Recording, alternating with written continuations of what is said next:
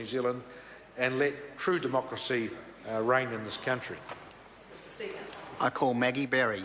Thank you, Mr. Speaker. I rise to speak to the third reading of the South Taranaki District Council Cold Creek Rural Water Supply Bill. As the sponsoring member of this bill outlined very eloquently earlier, I'd like to echo his sentiments about the history of this bill and why it is needed. The people of this area, there are 162 members, 400 individual people and 162 connections, just to be specific about it, have been working on this for about 12 years, and it really does need to progress.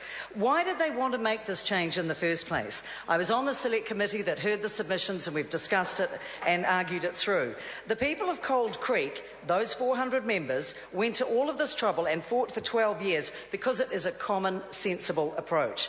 They want to run their own water supply, and in my opinion, and in the opinion of the majority on that committee, they should be allowed to do so, because it is an excellent idea. The other point that Chester Burrows has made earlier today in his earlier call, which I think is particularly useful, and again it comes back to representing a group of people and being a good local member of Parliament, is that this is a broad philosophical situation that we're looking at here. The investment that was made, they felt they wanted to own it. They felt that that point came across loud and clear in the submissions. They felt they wanted ownership of something they paid for and were prepared to look after, to share with the fire authorities, for example, if there was a broader community need. This is all a very useful and well thought through and cooperative and collaborative approach.